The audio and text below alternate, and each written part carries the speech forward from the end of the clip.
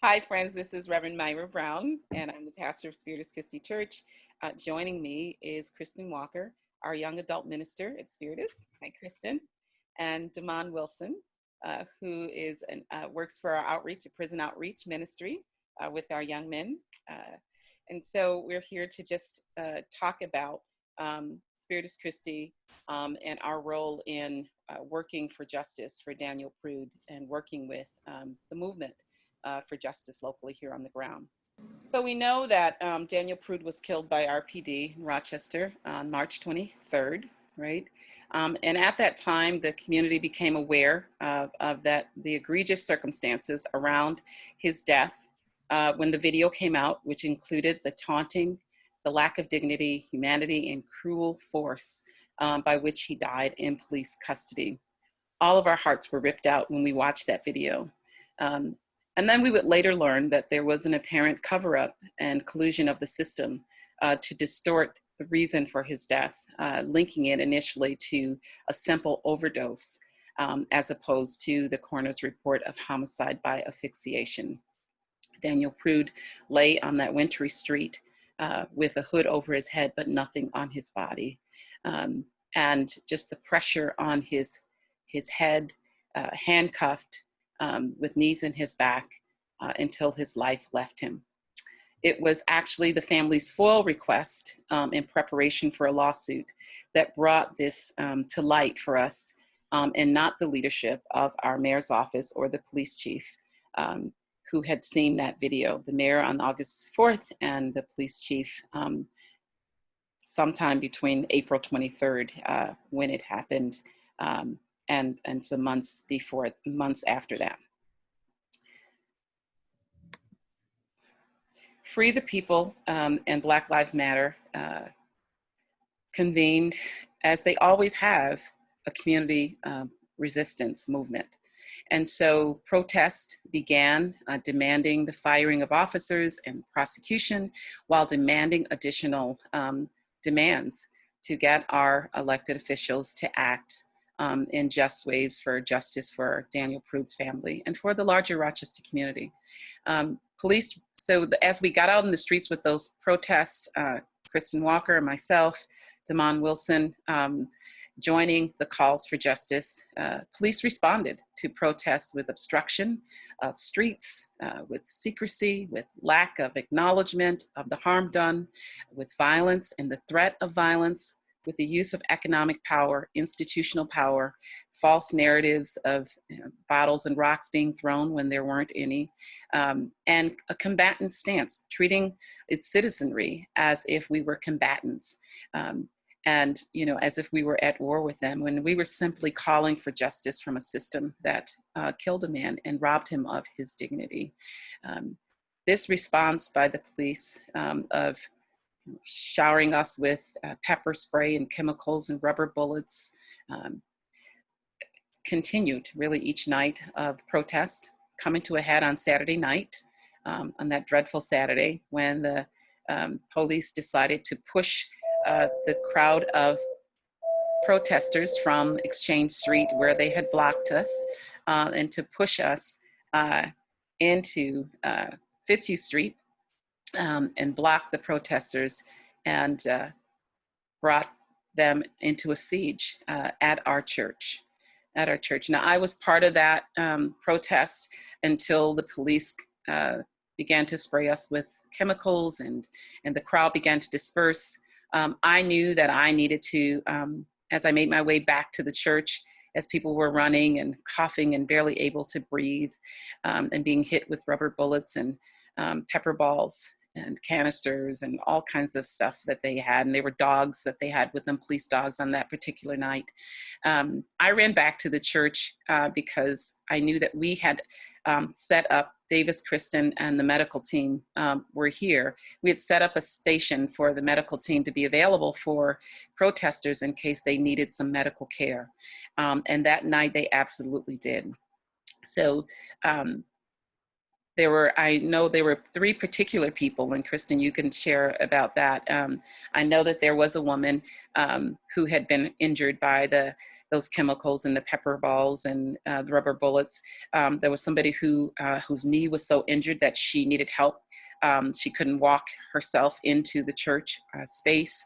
I also understood that there was a woman who had, started having a seizure as a result of that, and that there was another person who they believe her ankle was fractured because of the ways in which she was shot by these paramilitary weapons that were used by the police against them. And so I left I came back to the church and I checked in on the medical team, and I left to go home because I needed to preach a sermon for the next morning. And I did check in with Davis and Kristen and just said, if there's something happens, give me a call. Feel free to give me a call. And so I did get home, and I did get a call very shortly after I arrived home from Davis Craig, telling me that the police were now surrounding the church building. They had pushed the protesters into Fitzhugh Street. They had trapped them in a section right in front of the church. And he and Kristen and the medical team acted heroically to protect the people, and made sure that they got inside, and that he was calling to inform me of what was going on. And I absolutely signed off on that plan to keep people safe, and began right away knowing that I needed to engage the mayor and the police chief about what was happening, having our church under siege, to these protesters who had every right to call this system of power to justice. So Kristen, I don't know if you want to say any more about that night and what that was like for you.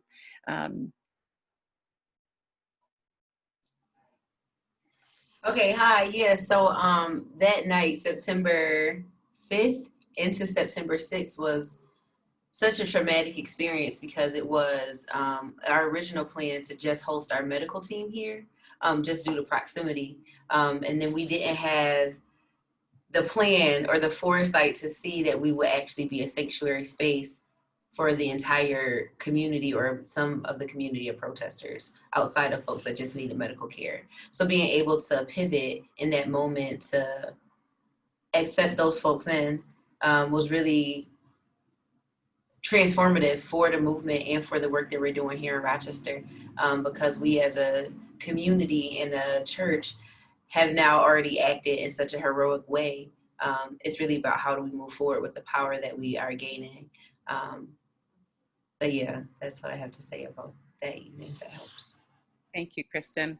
Damon, do you want to add anything to the experience that we've been having on the ground leading up to this moment? Yes, certainly. I think once the news was revealed to the public by the Daniel Prude's family and lawyers, I want to say on the Wednesday before the Saturday, I started going out and participating in the protest that Thursday evening when there was a small crowd in front of the public safety building. And even that night, they started using the pepper balls and the pepper spray and the rubber bullets, causing, several casualties to protesters who were peacefully demonstrating. The hard part for me is just being able to get over the next two nights. For me in particular, because on Friday night of that week, I was marching with the protesters down towards the public safety building, going down Court Street. And the RPD had a section of the bridge blocked off. So literally, there was a wall of police officers inhibiting the protesters from moving forward. So once they, in a sense, had stopped the movement of the protesters, they began to fire directly into the crowd indiscriminately. It was, if you saw what happened, you would think that it was a firing squad, literally the way that they were just shooting into the crowd. And I would say probably within an hour or 2 hours, you see other police officers come from the parking garages that were beside and behind the protesters. So in a sense, they had the protesters surrounded, and they were firing into the group of demonstrators. And while I guess I was making my way back to my car, one of the pepper balls actually hit my glasses. And fortunately for me, I wear glasses. I guess that day I was happy to be called Four Eyes, because literally the pepper ball clipped the bottom of my glasses and then hit my cheek, and thus, exploding in my face and releasing the pepper. But fortunately, we had medics there on site, and they were able to attend to me quickly. And so I was able to, get the necessary help that I needed. So I was fine after that, besides the whole ordeal.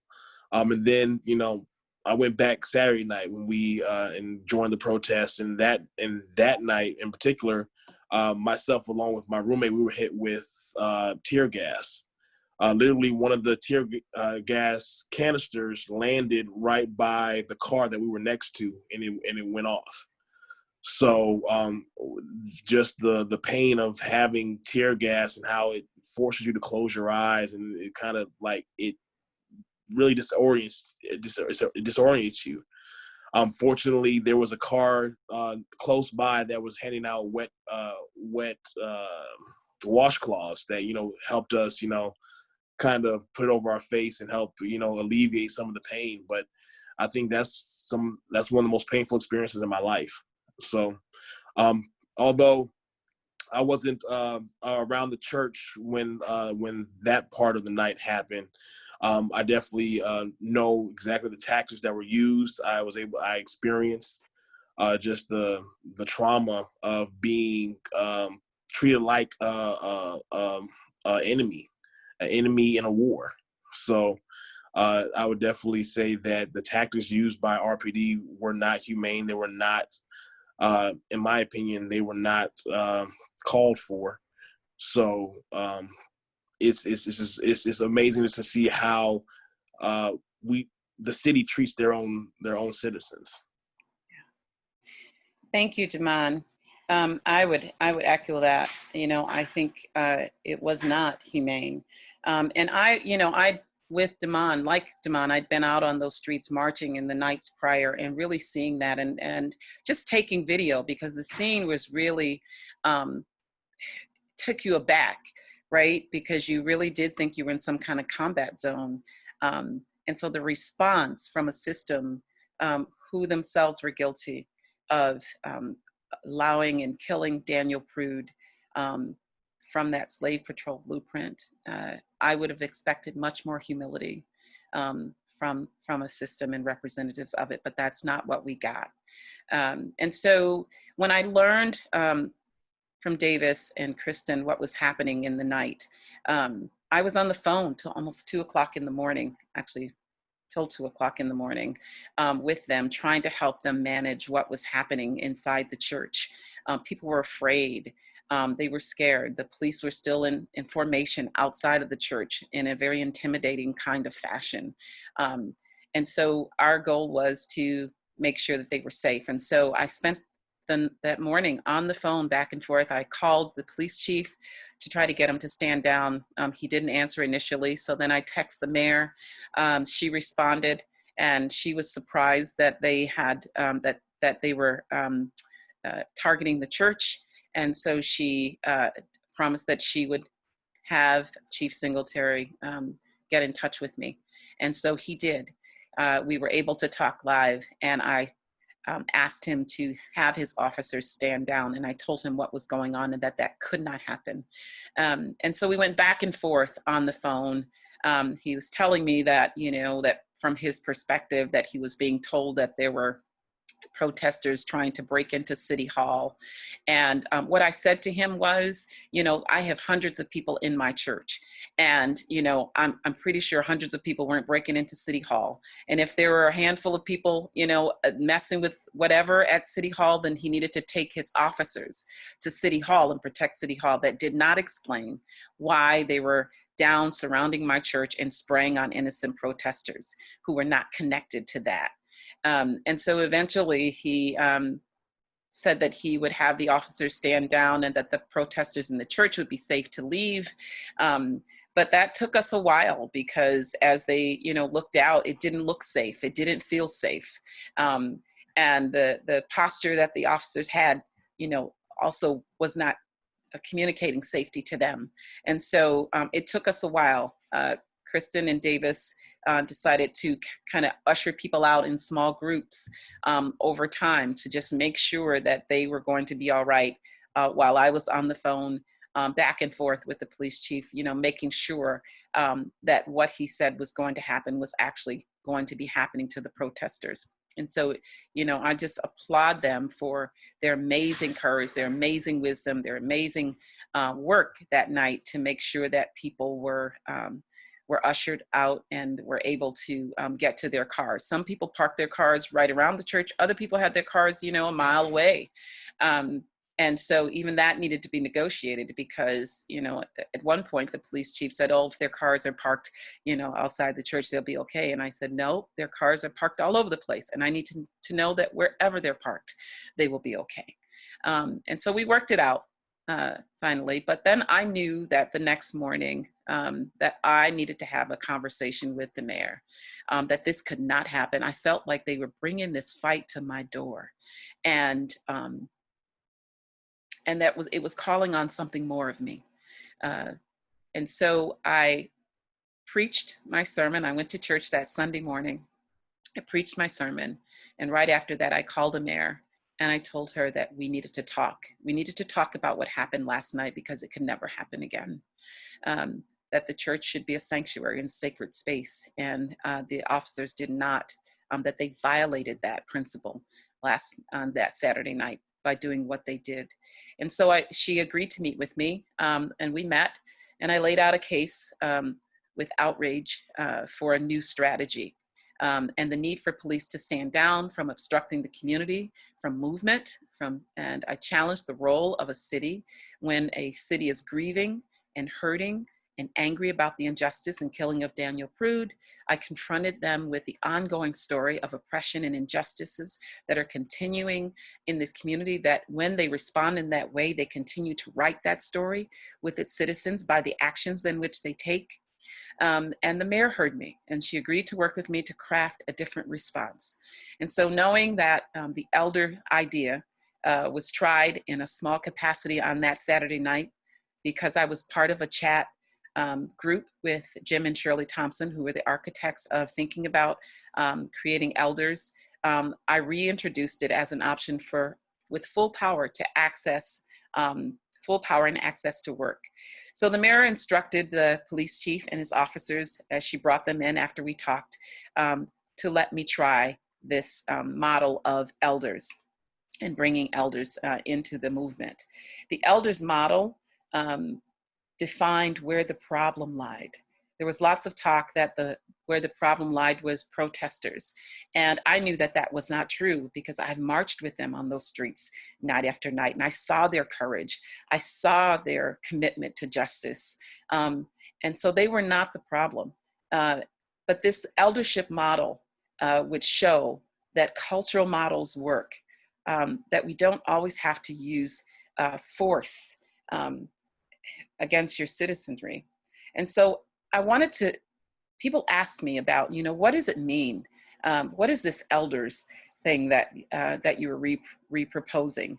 And so I wanted you to know that eldership really comes from the Black culture. It's a Black cultural experience. And so when I called for the elders, I called for elders to bring eldership, right? And eldership is about coming alongside of people to help them discharge their pain, to validate their humanity and their suffering, while being able to be a buffer to engage the threat of violence if need be. It's also about sharing wisdom, about speaking truth to power, establishing relationship credibility, to remain relevant to the struggle for freedom and equity and justice. And that is why the model works when given room for full expression, which it did on that Sunday night. It provides for intergenerational connection, and it provides for support for a community in pain.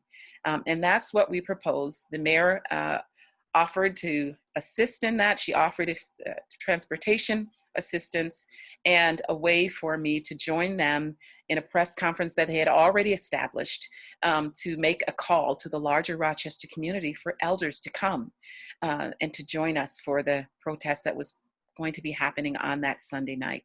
And so that's what I did. I joined a press conference that they had already had scheduled for my piece, which was to make a call for elders in the Rochester community to join me, to be elders, to be in the front lines of this protest and be a buffer, and to come alongside of our folks who are in this movement. And so my hope was that, you know, in having shown that the model of eldership works, that we would begin to curtail this aggressive, inhumane response from the policing department and the police force. Part of what I negotiated there that night was that I became the point person for the police, and I demanded that they not move when they got, you know, antsy, reacting to this blueprint of policing, you know, that really kind of allows them to charge upon their citizenry in a very subjective kind of way. So I asked that they call me on my phone if they, you know, got an inkling that they wanted to approach this crowd of protesters in violent and aggressive ways using those chemicals, and that we could manage ourselves. We did not need the violence of a system that had killed Daniel Prude to be somehow trying to police us and somehow trying to control us. They couldn't control themselves, right? Or Daniel Prude would not have been killed that night. And so we wanted to be allowed to engage our own community in the ways that we have always known how in our cultural life, in expressing the model of eldership. And so Free the People and Black Lives Matter have demands that they broadened in light of the police and the mayor's response.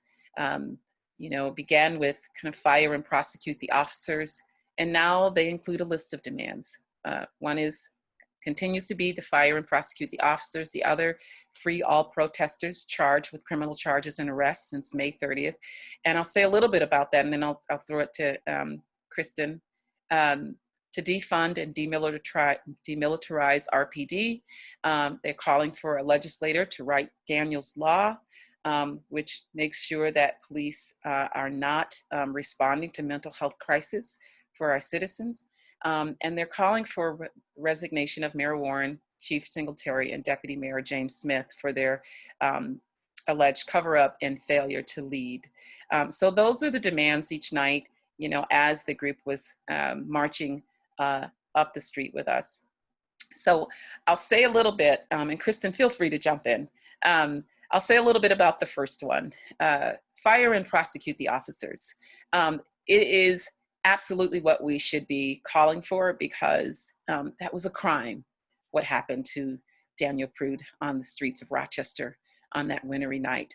The problem is people say, well, you can't fire them and you can't prosecute them because they are protected by civil service law, and they're protected by union agreements, and they're protected by state laws and policies. And what I say is just because those things are written doesn't mean that they can't be unwritten and undone. And that is what's also embedded in that call to fire and prosecute the officers. It is true that our politicians have, for some strange reason, created and worked with this slave patrolling policing system to create laws that actually allow them to police themselves, discipline themselves, and to decide the scope of the abuses and the harm that they can do to its citizenry in terms of lethal and deadly force and abuses that happen in our communities. And what I say to that is shame on us that we allowed that to happen. And so I think this is our moment to work together collectively to reclaim our humanity, to make sure that we do the work and we work in this movement for justice, to make sure that we're not only calling for the firing and prosecuting of those officers, but that we're working to undo the laws that prevent us from having that happen. And I believe that we can do that. I am not disillusioned by it. I think we have to keep making that demand while we're working with local and state politicians to make sure that these things can happen because they are right. The second one, free all protesters. I'll stop. So, Kristen, did you want to say something about that, or should I continue? Oh, no, I think that you're doing a good job at talking about them. And the firing and prosecuting of the officers really goes to the systemic issues that are at hand here. Because if it's not a crime to leave somebody naked in the street, for some folks, and we really need to investigate that system. And so I think it's important to look at it at a local level, but how it affects us on a systemic way, because it really is critical to look at this system and say that they're not being charged or they're not being held accountable for a murder in the ways that a citizen who is not a police officer would be. And so just examining that system and saying, why is that? And how can we undo that to be restorative in the ways that we move forward? Because there is imagination behind these demands, in that we can create the world that we want to exist in, and we can influence that with these demands. And so looking at it in that lens, we do have to use imagination, and we do have to say that it may be uncomfortable to think about these things, but we also have the evidence of what this policing system and the blueprint of policing, the harm and violence that it causes communities. So that's that on the first one. I can go into free all the protesters charged with criminal charges. I'm sorry to interject.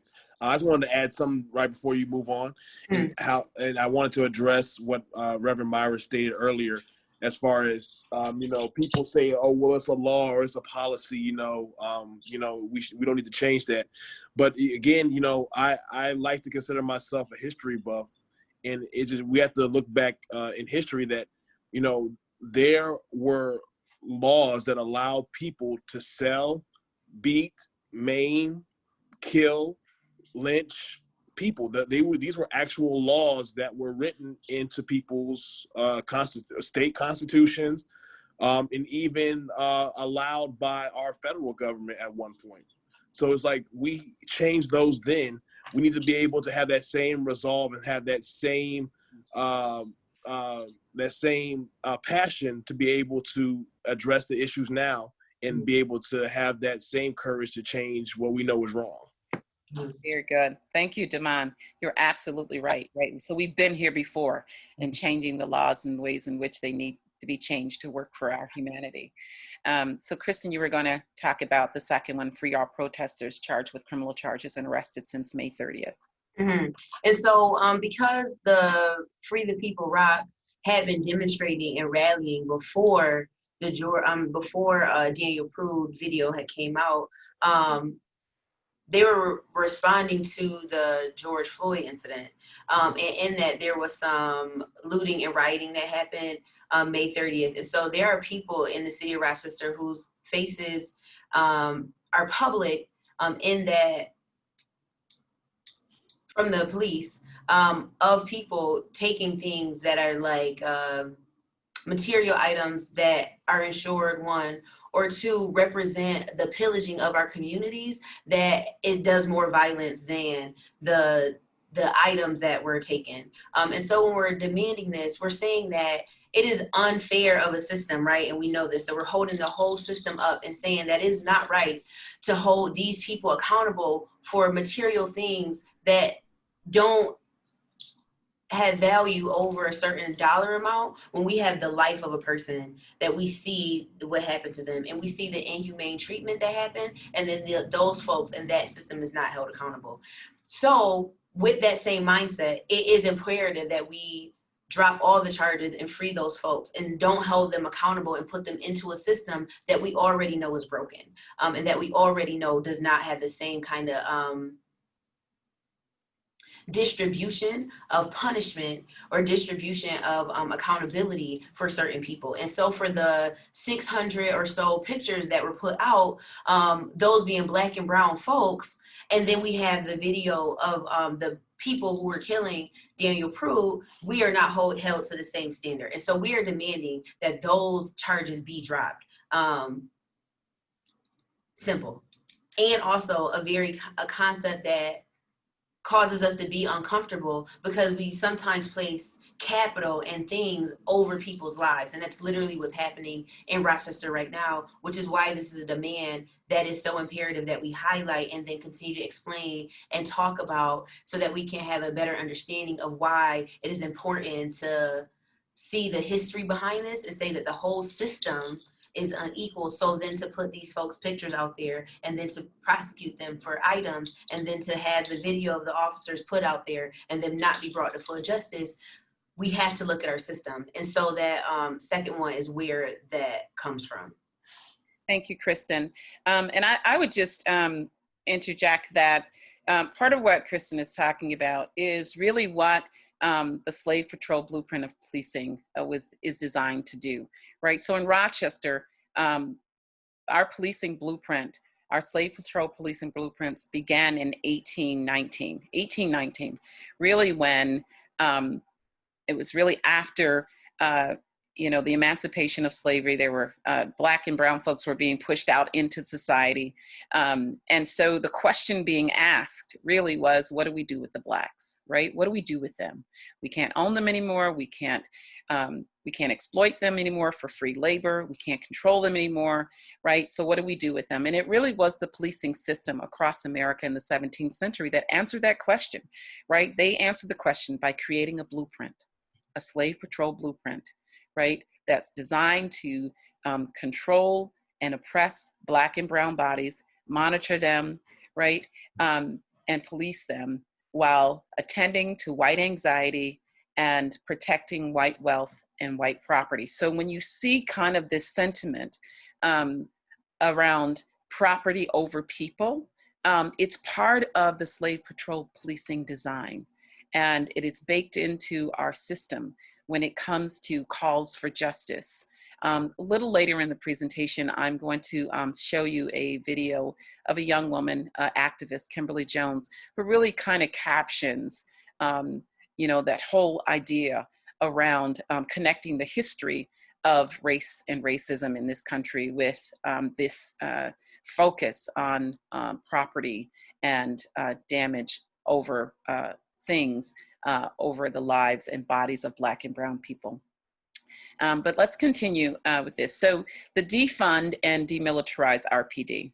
And so here's where I wholeheartedly support that, because here we're talking about, there are people who say, well, I don't like the word defund.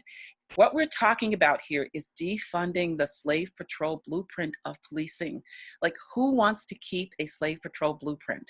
Like, that doesn't make any sense, right? We should defund that Slave Patrol blueprint, and we should then refund resources and reallocate resources from that blueprint back into Black and brown communities. So it's actually defund, refund, and demilitarize RPD.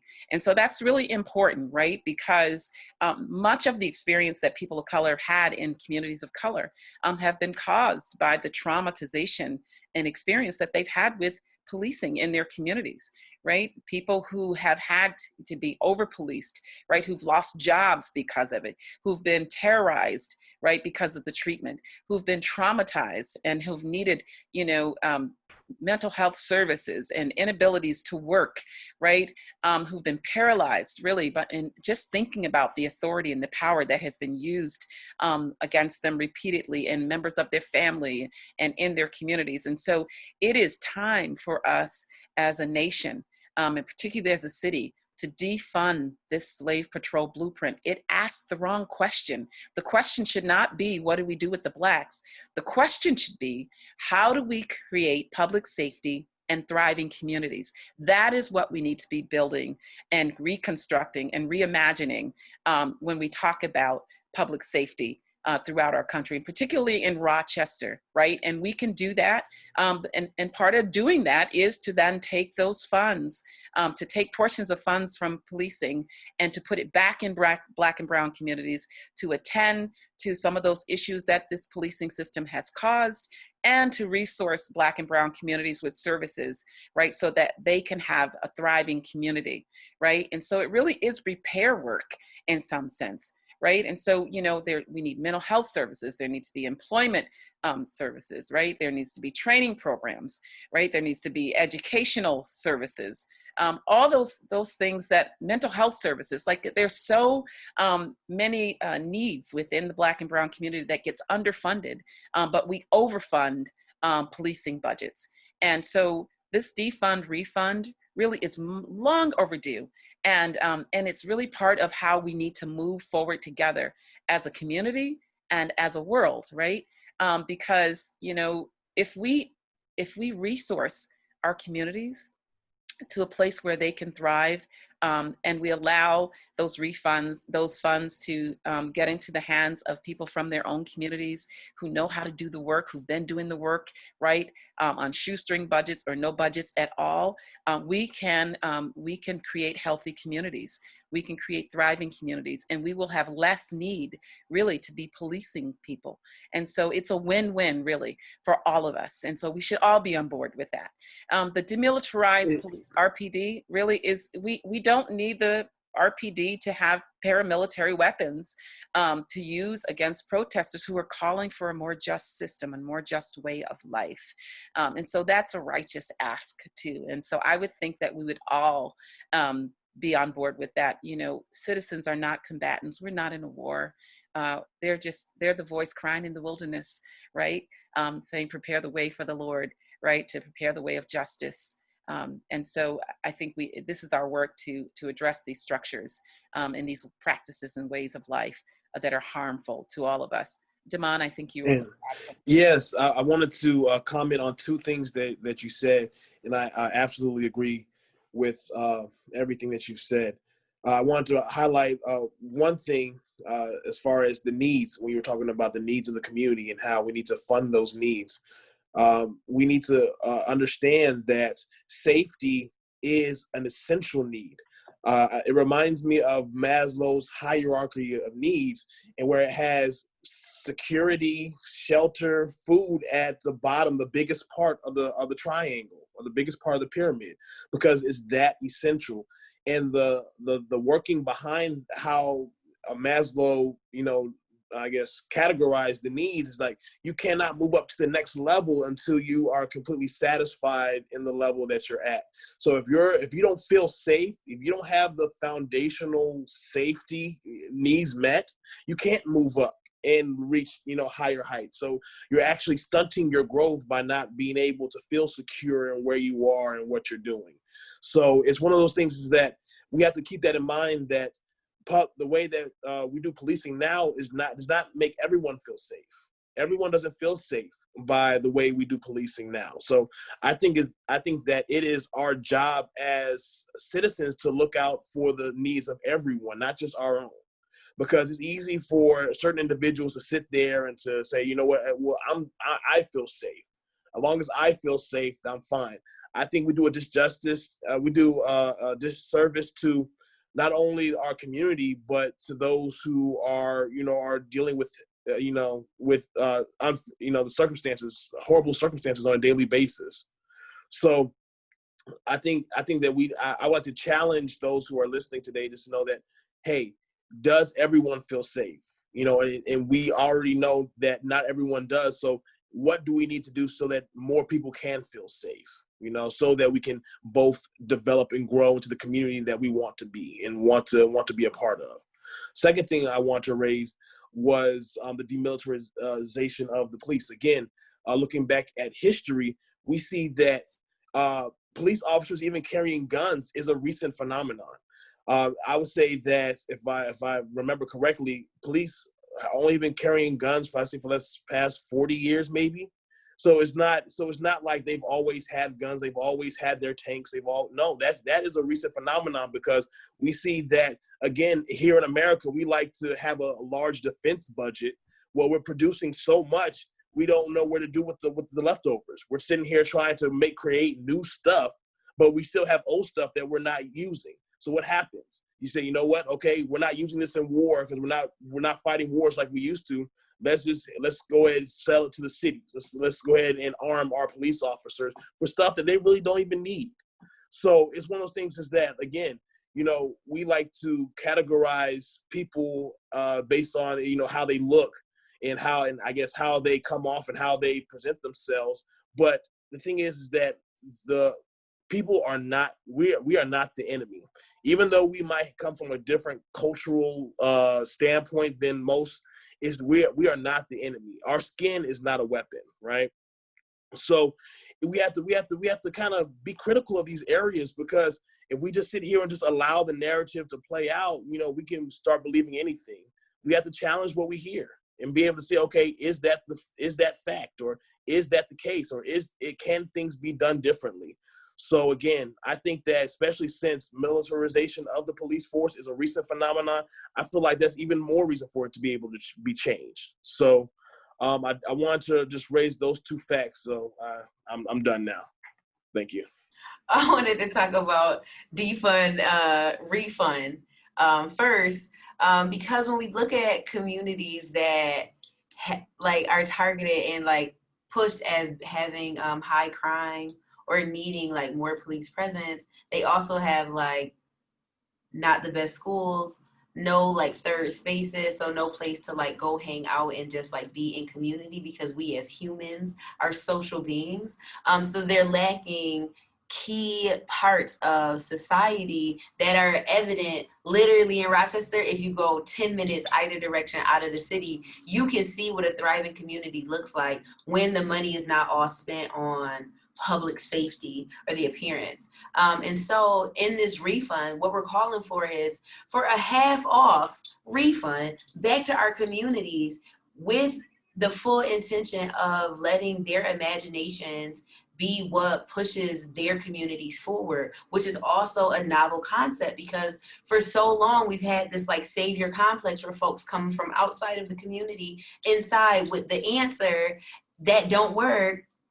And then the people are left wanting and being well, what was the purpose of these folks coming in? And then when we trace the money to where it goes, it all leaves the community. And so even good intending organizations aren't doing the work that would uplift communities in a real way, because again, those actual dollars never make it to the hands of the people who are there. And that is another reason why we have all this extra budget, really, with the amount of funding that we're putting toward the police. And so imagine a Rochester where you can go into any community and not question where folks actually socialize and where folks build skills and where folks have intergenerational spaces of learning in community.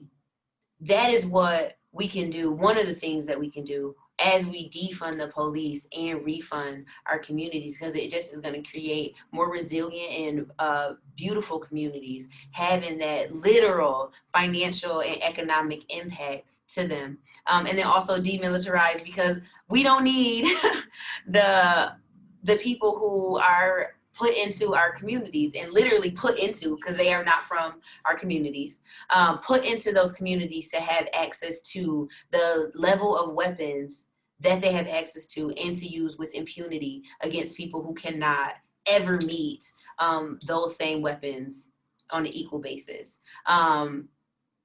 And it doesn't make us feel any more safe to know that they have those weapons, because as a human being, I wouldn't want them not to use them just on me, and people like me, they should not be using them at all, especially when we don't have the research to support all of the effects of these chemicals that they are using.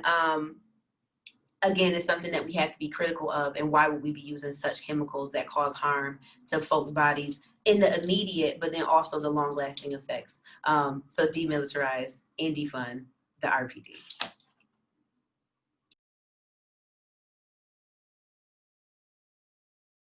Thank you, Kristen. The only thing I would add is how the movement sees that happening is the call is to create a community chest, right? To move those funds into a community chest for Black and Brown communities. We've done this before, right?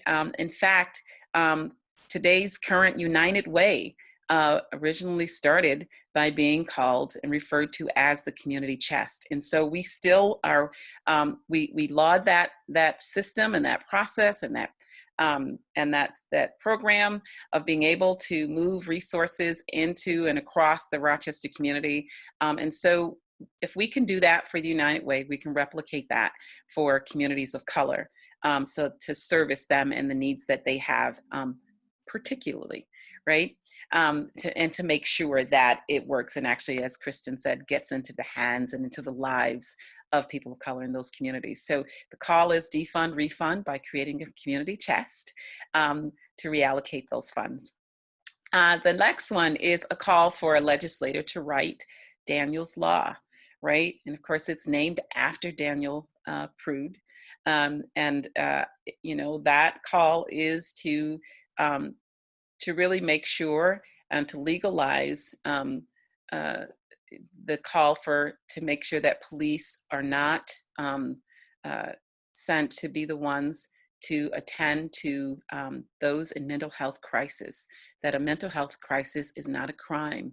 You don't need a police officer for a mental health crisis. You need mental health practitioners, right, who need to be part of showing up for those who are in a mental health crisis.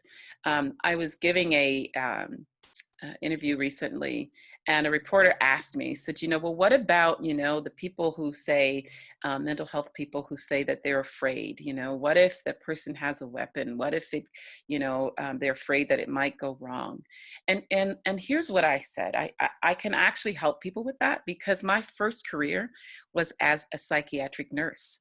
So I was trained to help people in mental health crisis, right? And so I remember a story that you know, we had a gentleman on my floor who was in a mental health crisis, and he picked up a floor model TV and he was threatening to throw it at the workers there. And we had security. We could have called the police, but we did not call the police, and we had security, but the security was in the hallway. And that is where I asked them to stay, because I was the trained mental health professional. And I walked into that room with that patient, with that TV over his head, threatening to throw it and harm us. And I talked him down because that is what I was trained to do. I de-escalated that. I must have weighed all of 150 pounds, and he must have weighed all of 250 to 300. But you know what? It worked out just fine because that is what a trained professional does, right? And so we have plenty of people in our Black and brown communities who are trained and who are more than capable of showing up at these type of events that are happening in their community, right? Who are trained in mental health care, and they are more than happy, right, to have their communities resourced, and so that mental health professionals are attending to folks in their community who are in crisis. There are other mental health organizations that are willing to step up, but the point is that we need to make sure that we are not sending police in to criminalize a mental health crisis. If we had not done that in the Daniel Prude case, he would have still been alive today. If there may be other aspects to that law, Kristen, if you want to share any more, if I missed anything about the call for Daniel's Law, feel free to do that. My understanding is that no legislator has stepped forward yet to write that piece of legislation, and that's why it's an important ask and an important demand that be written so that we can keep people in people of color communities safe. Yeah, so as of right now, it isn't a draft or anything like that. It really is just the idea of what it looks like to take the labor, to take the responsibility off of police officers who, again, are not trained to handle mental health issues or challenges that are happening in our community. And it also is to say that there are professionals, and there are indeed people of color, and there are Black folks specifically from these communities who can use their own proximity and their knowledge to better handle these things, so that we have folks that are living through the challenges and not dying at the hands of the police involvement.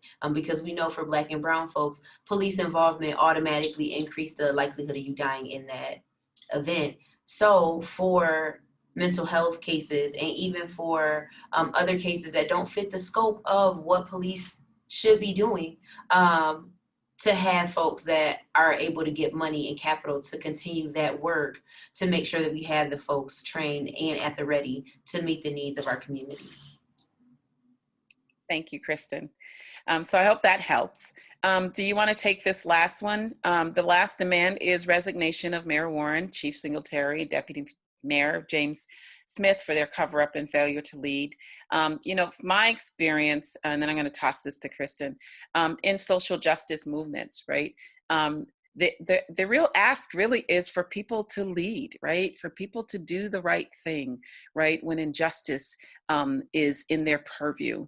And so, you know, in movement, the expectation is that those who are in leadership do the right thing, that they lead. And if they're not going to lead, then they step aside out of the way and allow someone else to come up through the ranks that will lead on issues of justice.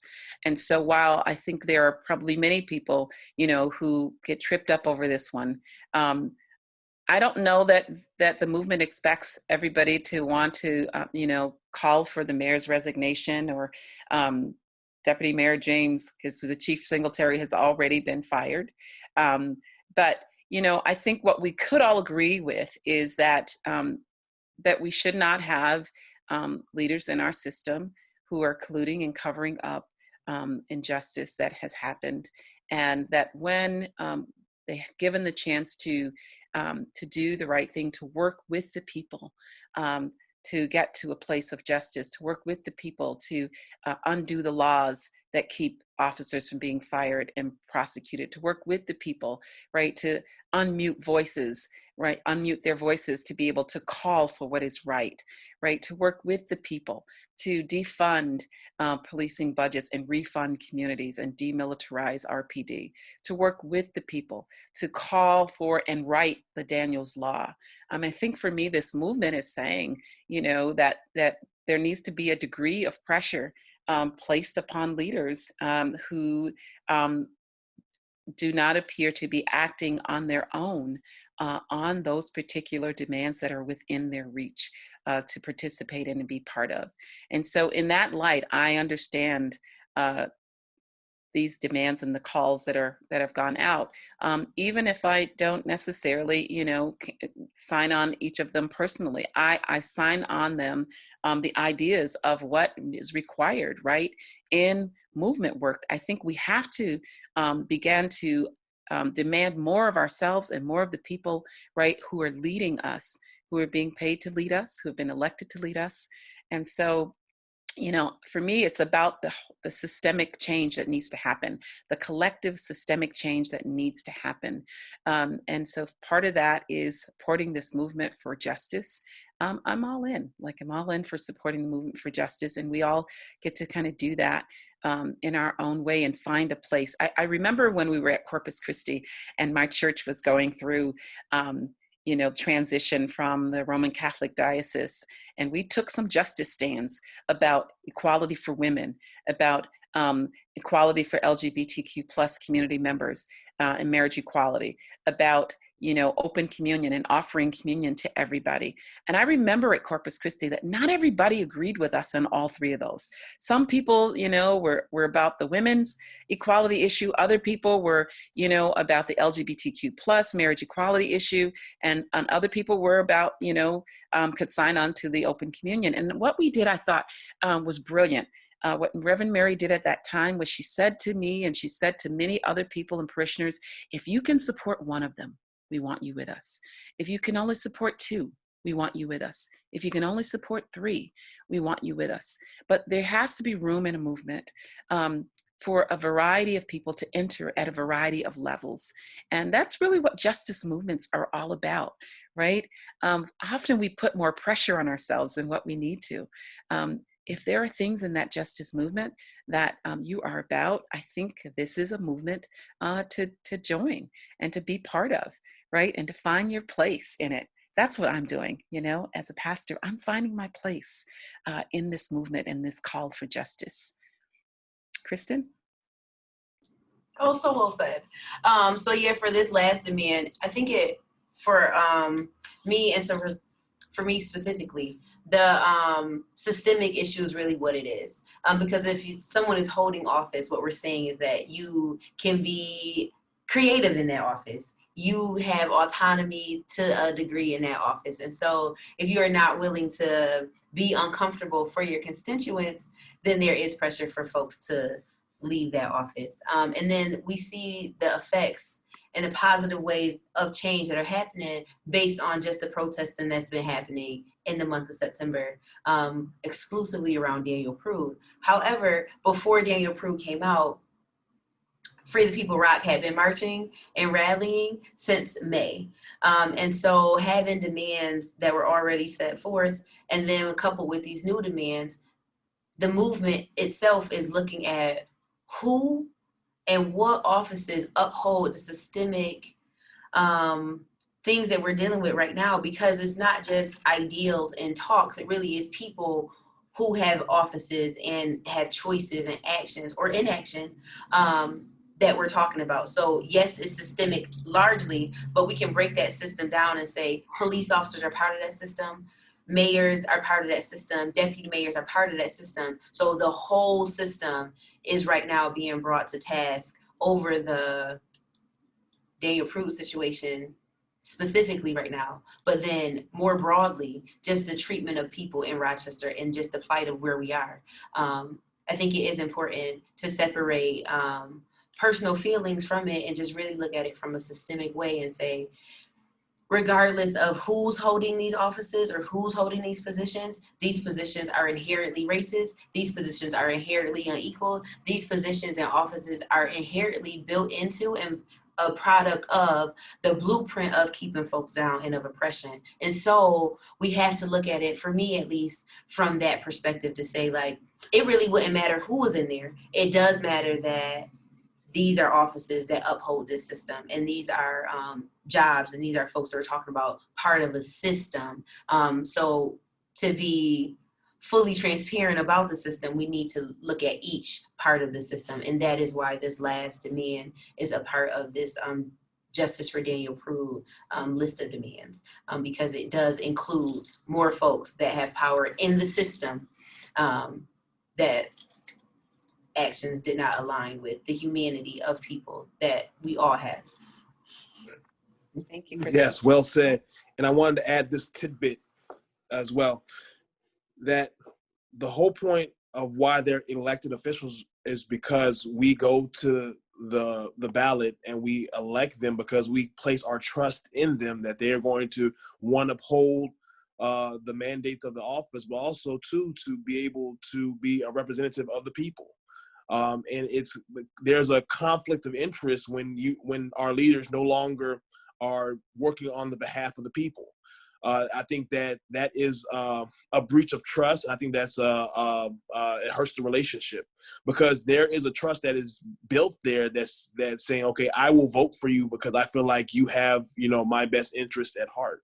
And if there comes a time where our elected officials are failed to do so, or when they are unable to fulfill the roles of their office, there comes a point to where we, the people, have to reassess our vote, saying, okay, you know what, we were under the impression that you were going to do X, Y, and Z when we voted for you. Now that you're in office, we don't see you doing X, Y, and Z, so we need to reevaluate some things. And I think that is democratic, and I think that's what makes this country great, because we have that ability to reassess and to think about, okay, is this person filling the mandates of their duty, and are they keeping the community in mind? Second thing is that we have to be critical of what has transpired during just these last 3 or 4 weeks. That, okay, who called in the state? Someone had to make that call. Who allowed police officers to do the things they did? Someone gave them permission.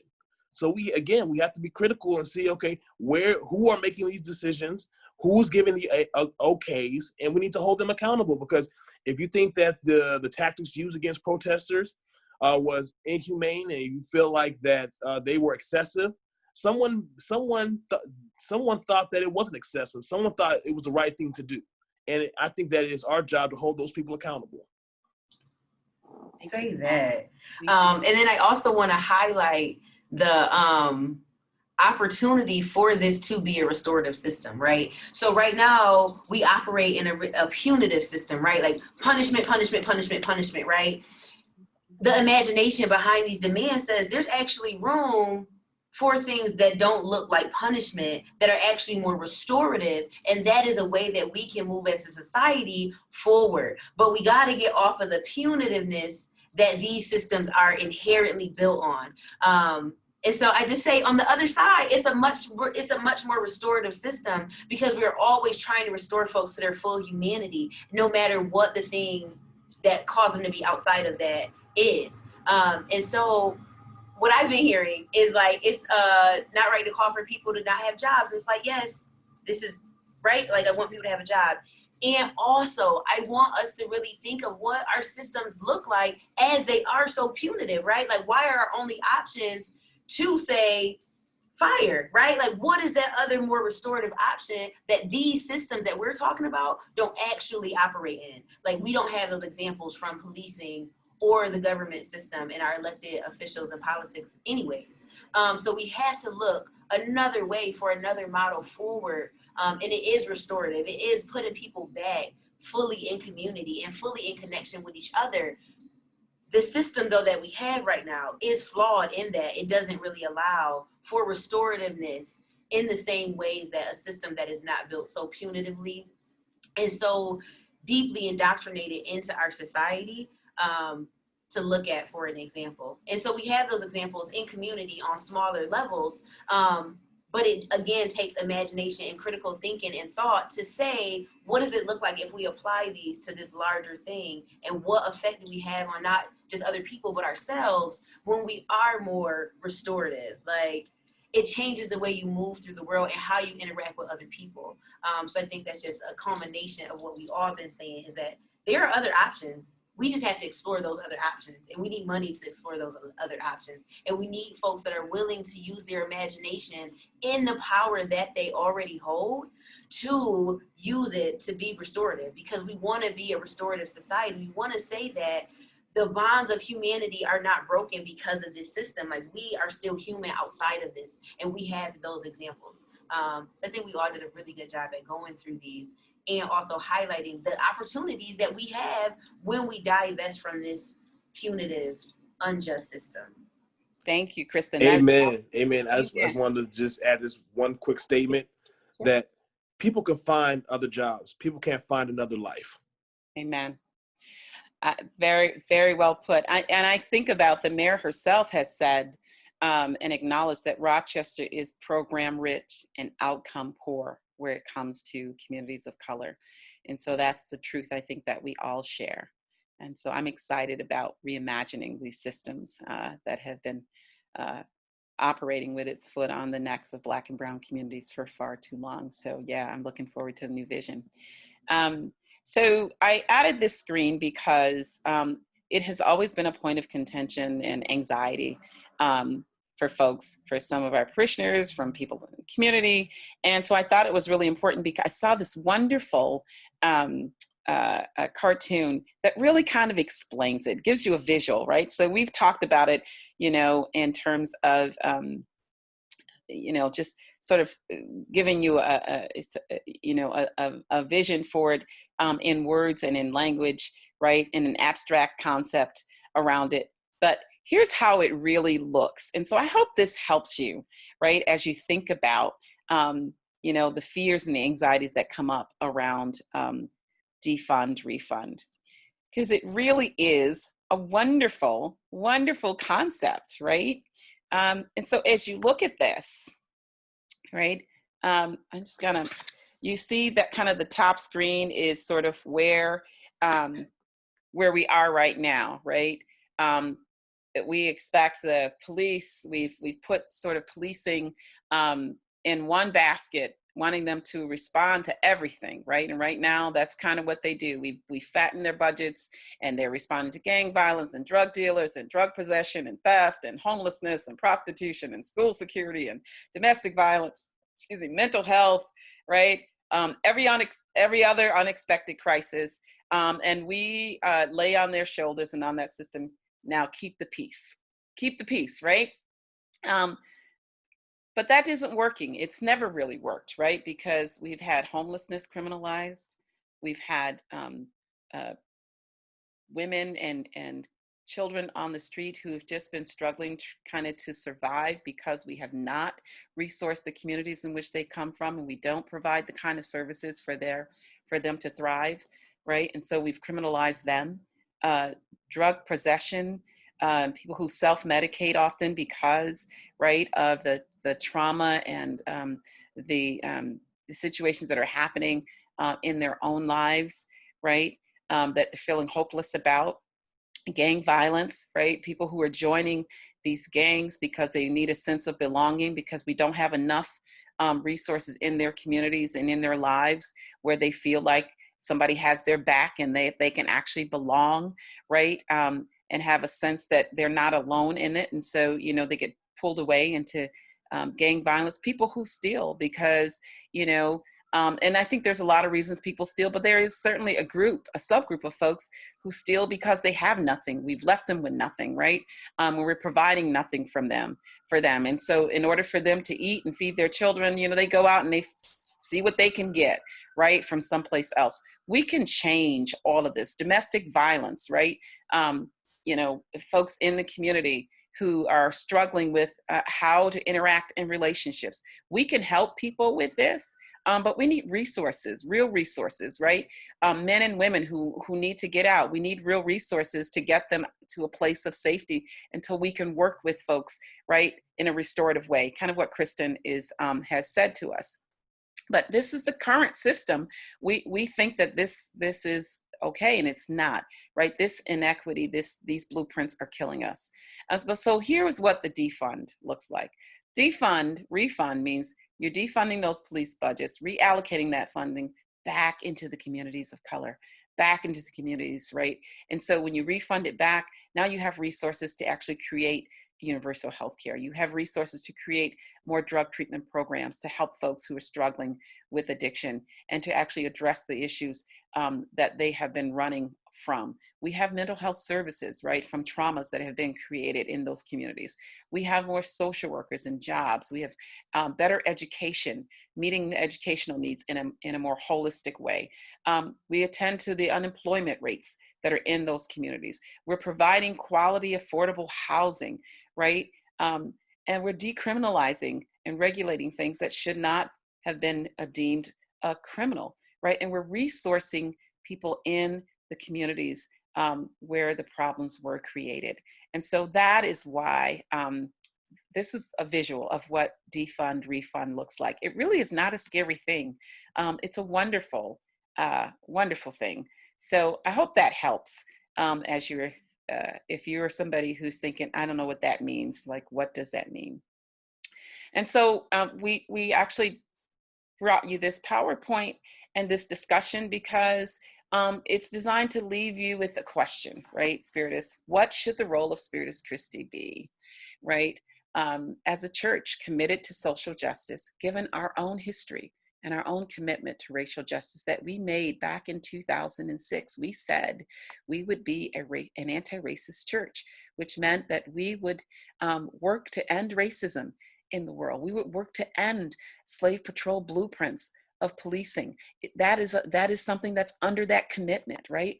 We would work to end structural and institutional racism in communities around us that is killing people, right? That is disproportionately impacting them, right? This is our work. We committed to this, right? In 2006, when we said, right, that we thought that addressing racism was so important that we would even address it within our own church, our own structures. We put together an anti-racism team. We have been out in the community since 2006, protesting and marching and providing racial justice trainings and engaging power brokers around the harm that they're doing, right? We've been working tirelessly. We have been preparing for this moment in time.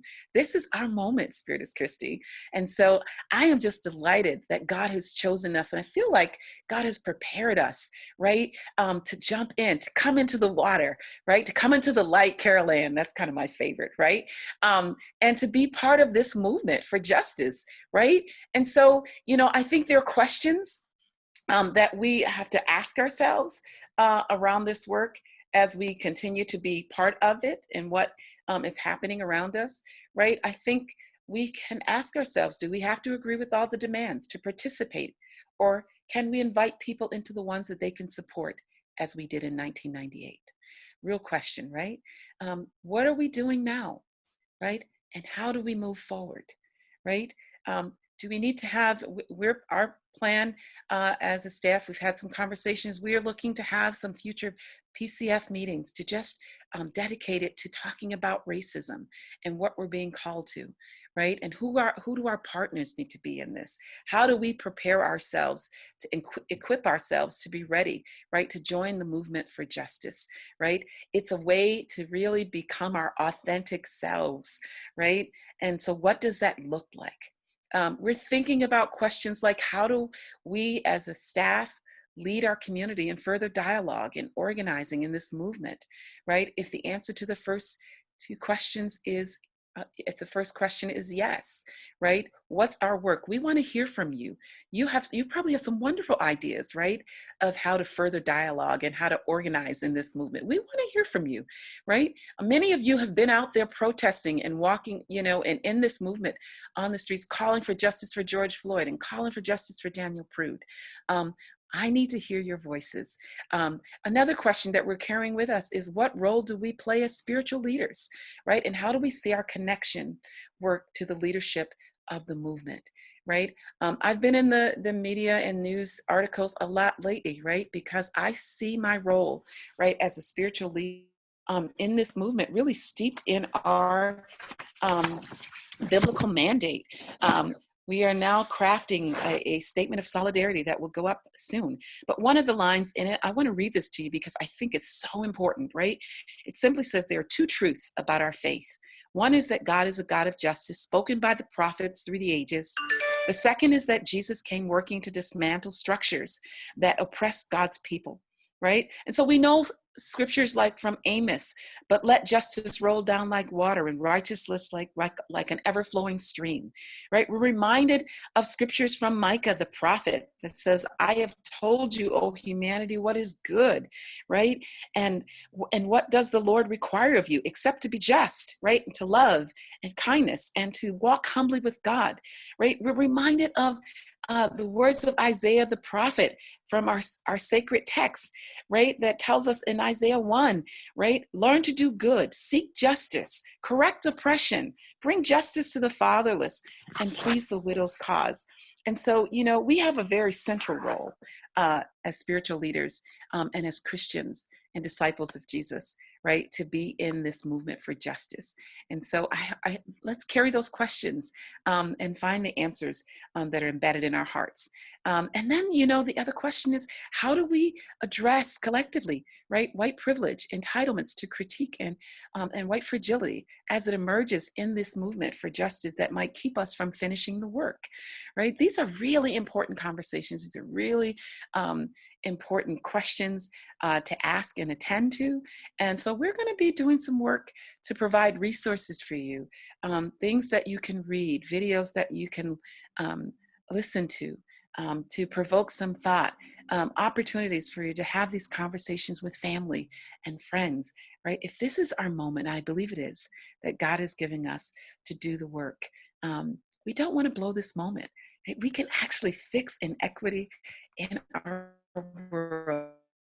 How exciting is that we have been called to this work with the Spirit and with God and with Jesus. So I'm excited about that. Kristen is excited about that. Damon is excited about that. And so we wonder, what questions are you sitting with, right? And so we want to know what that is. And I think I will just leave you with this video by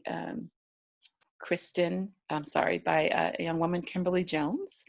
So friends, I think we've shared a lot with you.